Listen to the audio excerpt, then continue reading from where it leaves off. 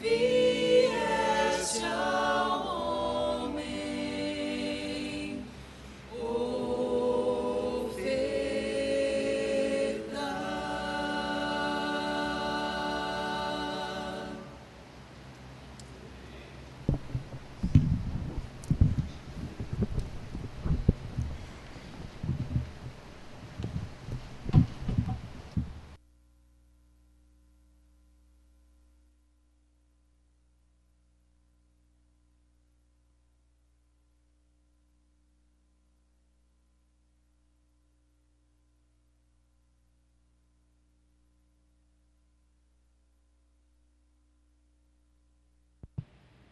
Que bom que os irmãos ligaram o ar, eu já estava sentindo calor. Acho que as atividades levam a gente sempre a sentir calor, principalmente a atividade na igreja com os irmãos. Irmãos, eu trouxe alguma palavra para a nossa meditação nessa noite a respeito de avivamento. Eu estou pegando o gancho nos boletins que o pastor Samuel tem passado para a igreja na questão de avivamento. E eu quero trazer uma meditação para nós nesta manhã, no texto de Abacuque, capítulo 3, versículo 2. Abacuque é um livro bem curtinho, fica bem próximo de Mateus. Oséias, Joel, Amós, Obadias, Jonas, Miqueias, Naum, Abacuque e depois vem Sofonias, Ageu, Zacarias e Malaquias. Está nesse meio aí. Perto de Jonas. O Jonas é mais fácil de achar, né? Abacuque, capítulo 3, versículo 2.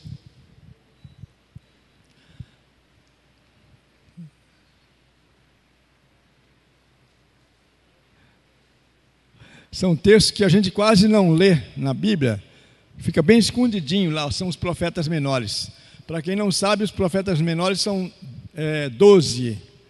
E eu queria até dar uma dica para vocês, para a igreja, para a gente decorar os livros da Bíblia na sequência.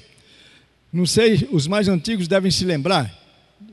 Antigamente os repórteres esportivos tinham um sistema de falar a escalação do time de futebol. Então eles falavam, são 11 jogadores, eles falavam de 3 em 3, depois os 2 últimos.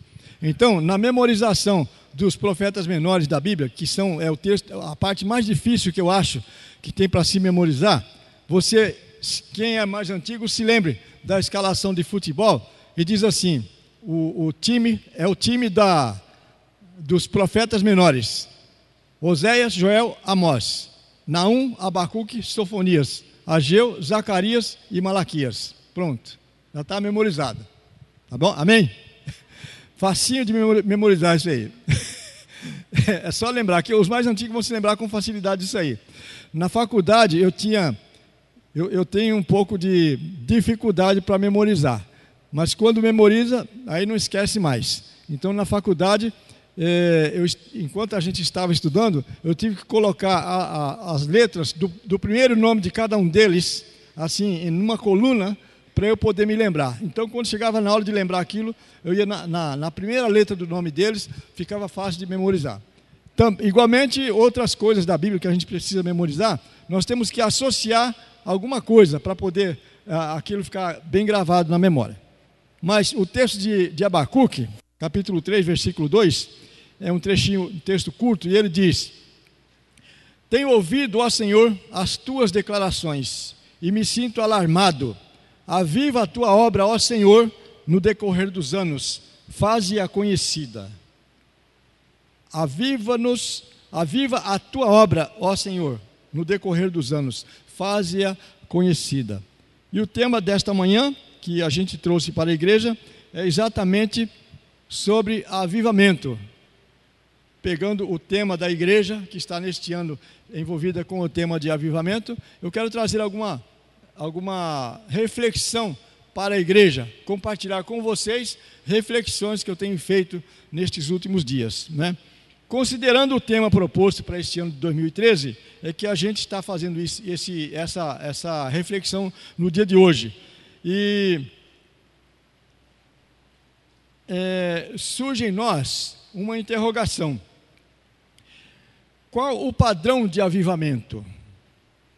Os avivamentos bíblicos oferecem alguma coordenada para a renovação da igreja evangélica no Brasil de hoje? Então a gente vai procurar responder estas perguntas. Confunde-se muito avivamento com atitude pessoal, e inclusive corporal, física, com expressão emocional, que é o levantar de mãos. Essas atitudes em si não são propriamente prejudiciais. A atitude de levantar a mão, de cantar alegre, não são prejudiciais. Mas o que acontece é que pela confusão que se faz, a doutrina sai perdendo. Há uma superficialidade doutrinária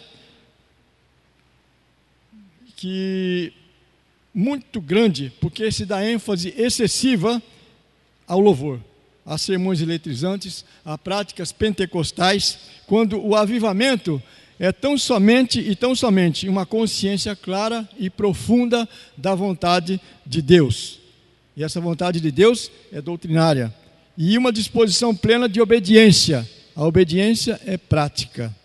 E os termos avivamento, reavivamento, renovação, despertamento, vivificação, reviver e tornar a viver são usados no mesmo sentido.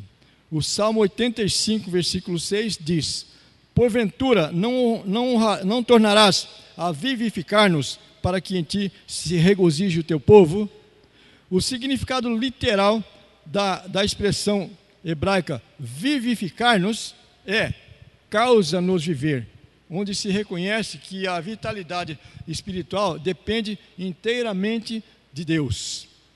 No Antigo Testamento, avivar significa preservar ou manter vivo, porém, significa também corrigir, purificar e livrar do mal. Isso no Antigo Testamento. E o avivamento é sempre uma obra ativa e intensiva de Deus. E no nosso texto, reforçando o nosso texto: tenho ouvido, ó Senhor, as tuas declarações e me sinto alarmado. Aviva a tua obra, ó Senhor, no decorrer dos anos e faze-a conhecida. Já no Novo Testamento, há um conjunto de palavras que expressam de maneira clara o significado básico de avivamento. E até o comparam com o reacender de uma chama que se apaga aos poucos. Então, no Novo Testamento, a impressão é essa: é uma chama que está se apagando, e o reavivamento é tornar essa chama a se erguer. Ou também é comparado com os brotos, uma planta que lança brotos novos, aquele brotinho que vai crescendo e avivando. Mas antes de se falar em avivamento propriamente dito, nós precisamos compreender o que não é avivamento. Precisamos compreender o que não é avivamento. Avivamento não é a ação da igreja, mas é a ação de Deus. Avivamento é a obra soberana e livre do Espírito Santo na igreja. E olha, irmãos, a igreja não promove e nem faz avivamento. A igreja não é o agente do avivamento. A igreja não agenda e nem programa avivamento. A igreja só pode buscar o avivamento e preparar o caminho da chegada desse avivamento. E o avivamento jamais virá se a igreja não preparar o caminho do Senhor. Jamais acontecerá um avivamento se a igreja não se humilhar. Sem oração da igreja, essa chuva que nós recebemos hoje, sem o avivamento da igreja, as chuvas torrenciais de Deus não descerão. Chuvas de bênçãos, eu estou me referindo, né? Sem busca não há encontro. Sem obediência a Deus, jamais haverá o derramamento do Espírito. Contudo, quem determina o quando e o como do avivamento é Deus, porque Deus é soberano. É Ele quem determina todas as coisas na nossa vida e na vida da igreja. Outra coisa, avivamento não é mudança doutrinária. A gente está falando isso porque em muitas igrejas imagina-se que o avivamento vai trazer mudanças doutrinárias. E o avivamento não é mudanças doutrinárias. Cometem ledo engano aqueles que querem descartar a teologia e querem desprezar a doutrina na busca do avivamento. Desprezar a doutrina, o que vai acontecer? Vai corroer os alicerces da vida cristã. Desprezar a doutrina é como a gente querer levantar um edifício sem primeiro fazer o alicerce, fazer os fundamentos, não é? Desprezar a doutrina é você querer colocar um corpo de pé que não tenha o esqueleto ósseo dentro dele. Isso tudo é desprezar a doutrina. Não existe vida piedosa sem doutrina. Em Provérbios capítulo 23, versículo 7, diz: assim como o homem crê no seu coração, assim ele é. Vida sem doutrina gera misticismo, gera experiencialismo subjetivista. Avivamento sem doutrina é como se fosse fogo de palha. É um movimento simplesmente da emoção, das emoções das pessoas. É um experiencialismo que eu diria assim, personalista, trata muito da pessoa, e é também um movimento, um experiencialismo antropocentrista, quer dizer, o homem centrado em si mesmo. Deus tem compromisso com a verdade. E a palavra de Deus é a verdade. Todo avivamento precisa estar o quê? Fundamentado na palavra de Deus. O avivamento precisa também estar norteado pelas Escrituras, pela Bíblia Sagrada, e não pelos sonhos e por visões. Precisa estar dentro do ambiente da Bíblia, e não dentro dos muros de revelações que são subjetivistas, muitas vezes feitas na carne. Estas experiências que apresentam por aí, vamos dizer, profetadas, isso não é avivamento. Pessoas que se dizem avivalistas e trazem revelações do Senhor, isso não tem nada a ver com um verdadeiro avivamento, né? Outra coisa, avivamento não é mudança litúrgica. Não é mudança litúrgica. Muitos crentes confundem avivamento com forma de culto, com liturgia animada, com coreografia e com o instrumental aparatoso. Louvor não é encenação, não é ritualismo, não é emocionalismo, não é apenas seguir as formas pré-estabelecidas, como no caso aí, bater palmas, dizer aleluia, dizer amém, levantar as mãos, gritar e fazer todas aquelas coisas, né? Louvor não é pululância, não é jingos, requebros, essas coisas, dança. Louvor que apenas levanta as mãos para o alto, mas não as estende para o necessitado, não agrada a Deus. A Bíblia ordena que nós levantemos mãos santas ao Senhor, num gesto de rendição e de entrega, não é? Louvor em que a pessoa apenas saltita e pula, mas não vive em santidade, com certeza, meus irmãos, é ofensa a Deus. Louvor que apenas verbaliza coisas bonitas para Deus, mas não leva Deus a sério na vida, é fogo estranho diante do Senhor. Louvor não produz mudança de vida, não produz quebrantamento, não produz obediência e não leva as pessoas a confiarem a Deus. Não é louvor, é barulho aos ouvidos de Deus. Assim diz o Senhor em Amós, no capítulo 5, 23. Afasta de mim o estrépito dos teus cânticos, porque não ouvirei as melodias das tuas liras. O louvor, então, não é um espaço da liturgia. O louvor é a totalidade de vida. Olha só, o Salmo 34, versículo 1. Bendirei ao Senhor em todo o tempo, o seu louvor estará sempre nos meus lábios. Então, à luz destas coisas, é preciso dizer para vocês, para a igreja, que avivamento não é mudança litúrgica, é mudança de vida. Avivamento não é histeria carnal, é choro pelo pecado. Deus não procura adoração, Deus procura adoradores, não é verdade? Outra coisa, avivamento não é modismo. Eu tenho certeza de que o pastor Samuel está trazendo esse tema para a igreja não como modismo. E nós temos que nos conscientizar de que avivamento não é modismo.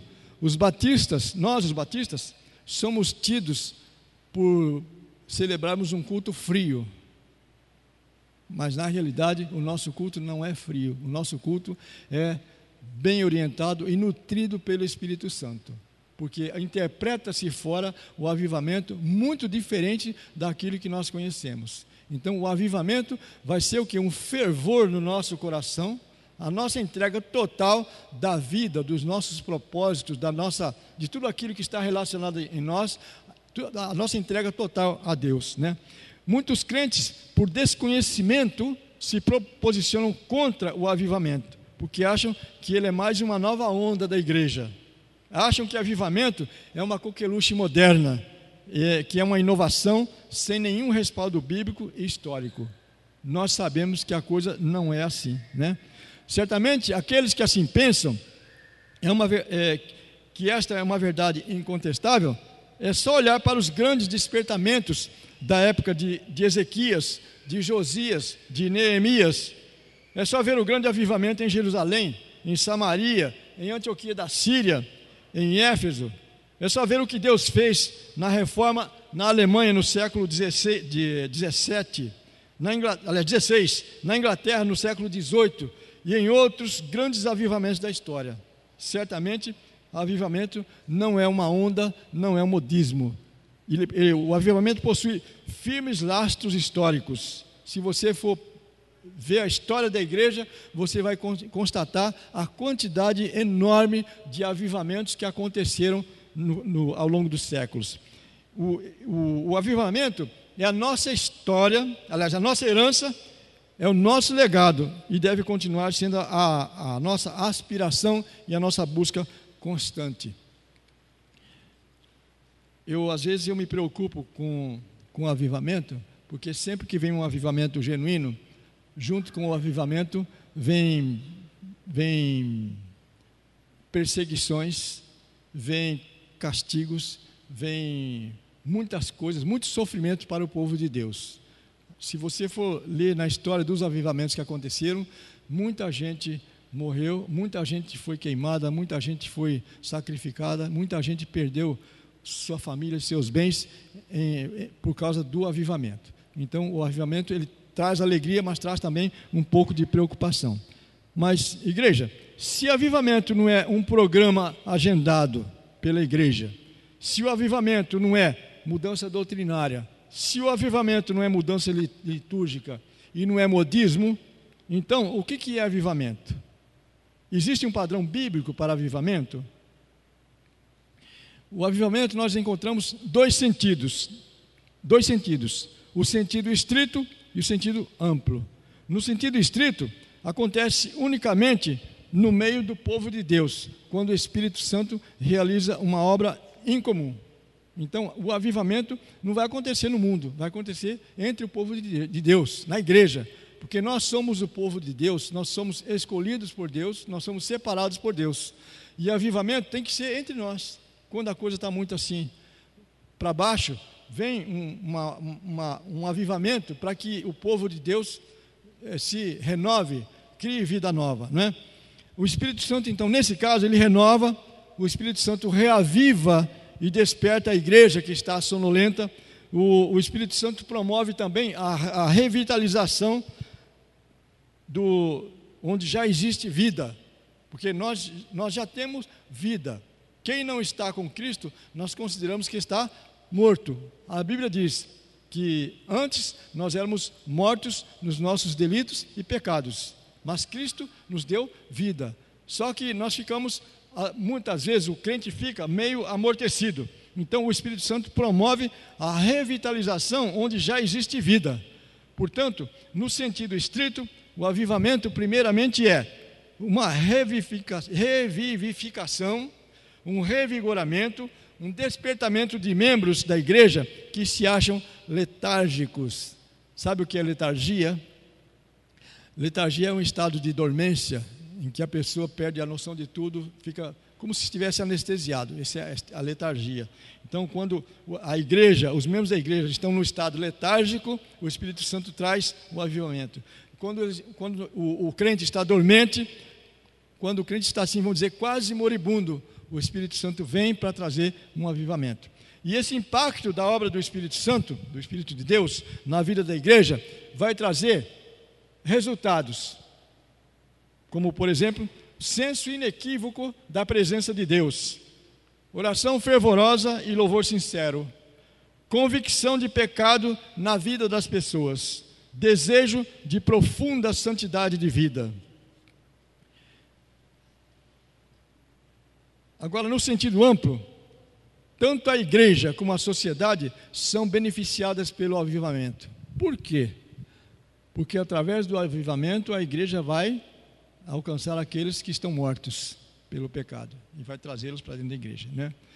Isso aí acontece porque a igreja então passa a existir nela uma conscientização profunda da sua missão. No avivamento nós passamos a ter consciência da nossa missão, que é buscar aquele que está perdido, alcançar aquele que está perdido.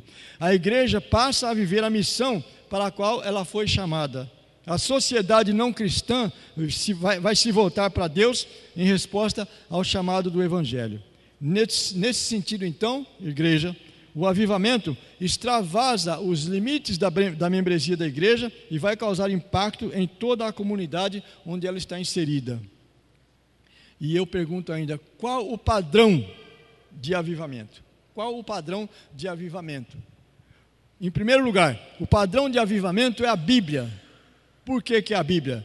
Porque sendo nossa única regra de fé e prática, somente a Bíblia pode nos dar a direção desse assunto. A relação entre a Bíblia e o avivamento é tão profunda que é impossível um verdadeiro avivamento sem que a Bíblia faça parte dele. Vocês concordam? É impossível que haja um avivamento sem que a Bíblia participe dele. Nós temos que ter a Bíblia, é nossa regra de fé e prática, e ela faz parte de toda a movimentação, tudo que acontece na vida do crente. Em segundo lugar, o padrão de avivamento é a Bíblia, porque ela foi, é e será sempre a espada do Espírito Santo em todo avivamento no longo da história. Não existe verdadeira espiritualidade sem a Bíblia. Eu não sei se você já percebeu isso na sua vida, mas quando a gente está em comunhão com a Bíblia, com a palavra de Deus, a gente é outra pessoa. O nosso sentimento muda, nosso desejo muda, nosso comportamento muda, muda tudo. Quando você se afasta um pouquinho do contato com a Bíblia, com a palavra de Deus, você começa a ver as coisas mais gostosas que tem por aí. Começa a perceber e começa até a querer participar. Às vezes, muitos vão até participar das coisas boas, entre aspas, que o mundo oferece, não é? Então, a Bíblia é e sempre será a espada do Espírito Santo ao longo da história. Não existe verdadeira espiritualidade sem a Bíblia. E avivamento sem a profundidade bíblica não passa de quê? De um mero pentecostalismo convencional, recheado de lances e de achaques emocionais. Vocês entendem essa linguagem, né? E em terceiro lugar, o padrão de avivamento é a Bíblia. Por quê? Porque o avivamento começou lá em Gênesis, no capítulo 4, versículo 26, quando Sete começa a invocar o nome do Senhor. E logo após o nascimento do seu filho Enos, em hebraico, Enos significa fraco, doente. E isso é muito significativo se nós considerarmos que o assassinato de Abel trouxe como consequência o aparecimento de doenças na raça humana em consequência do pecado. Então, Enos, o filho de Sete, que é filho de Adão, né, já nasceu fraco e doente. O avivamento esteve presente entre os patriarcas, que exerciam a sua ação vigorosa quando a vitalidade espiritual do povo se desvanecia. Nós começamos a ler já na Bíblia alguma parte dos patriarcas, e a gente vê como que eles estavam sempre empurrando o povo. E o povo de Deus, não só na nossa época, mas na época do Antigo Testamento principalmente, o povo de Deus era difícil, reclamava muito, tinha muita coisinha, muitas coisas que não eram de acordo com o que Deus queria para eles. Então, o patriarca, o líder, é que empurrava esse povo. E, às vezes, a gente vê representação dessas coisas nos dias de hoje. Para vocês terem uma ideia, eu pastoreei uma igreja, não uma igreja, uma congregação pequena, nós tínhamos ali 16 pessoas. E a sensação que eu tinha com aquelas 16 pessoas, todos crentes, pessoas já bem, vamos dizer assim, bem firmes na religião, na igreja, na denominação batista há muitos anos, e a sensação que eu tinha era de estar empurrando um elefante montanha acima. Eu imagino os líderes do Antigo Testamento, como que eles não deviam se sentir. Moisés, meu Deus do céu, para conduzir aquele povo no deserto, e o povo reclamando e chorando e lamentando e querendo voltar para trás. Então, muitas vezes, assim como eu, quantos e quantos pastores na denominação batista sentem essa sensação de que a igreja é como se fosse um elefante que ele está empurrando montanha acima e o elefante não quer subir. É uma sensação muito estranha e dá para a gente, às vezes até dá desespero na gente, né? Continuando aqui, ele esteve presente entre os patriarcas e esteve presente na casa de Jacó, lá em Gênesis 35, de 1 a 15, as ações de Moisés, a instituição da Páscoa, as tábuas da lei, aquele caso da serpente de bronze que todos nós conhecemos, em que o povo reclamava e estava se revoltando, e Deus manda serpentes, e morreram mais de 3.000 deles, e foram reclamar a Moisés, e Moisés recomendou que fundisse uma serpente de bronze, e todos que fossem picados pelas serpentes, olhassem para aquela serpente de bronze, e eles não morreriam. Isso aí é um simbolismo também do Cristo, que nós, quando somos picados pela serpente do pecado, nós olhamos para Cristo, o autor e consumador da fé, nós somos salvos, a nossa vida é restaurada. O avivamento teve continuidade também nos 300 anos dos juízes e avança através dos profetas, desde Samuel. Samuel também foi um grande avivalista, passa por Zorobabel, passa por Abacuque, Malaquias, tantos outros que eu poderia citar aqui, e vai alcançar o seu apogeu com o aparecimento de Jesus sendo batizado por João. A dimensão do avivamento está toda registrada em Atos, quando avança de Jerusalém para Samaria, para Antioquia da Síria, para Éfeso, sai do ambiente histórico da Bíblia e penetra na história da igreja. E aqui nós podemos lembrar os grandes avivamentos que eu citei anteriormente, na Alemanha do século XVI, na Inglaterra do século XVIII, na África do Sul, entre os Zulus na década de 60, na Coreia do Sul, entre tantos outros. Se nós formos fazer um levantamento de quantos avivamentos aconteceram na história, nós vamos ficar pasmos de ver. E para concluir, eu queria dizer a vocês que depois de todas essas considerações, nós devemos voltar a nossa atenção para o tema e objetivo da nossa igreja para este ano, e lembrando aqui as palavras do pastor Samuel, no boletim do dia 27 último, eu não sei se vocês leram. Avivamento é o renovar da presença gloriosa do Senhor no meio do seu povo, de maneira que essa glória mude a história da igreja e da sociedade. Está no boletim do dia 27, se você quiser conferir. Que Deus derrame do seu Espírito sobre nós, para que possamos, como igreja e povo brasileiros, experimentar mais uma vez daquele fogo abrasador que nos purifica, que nos santifica para uma vida cristã em obediência à sua palavra. Esse é o meu desejo para todos vocês. Amém? Que Deus abençoe a todos.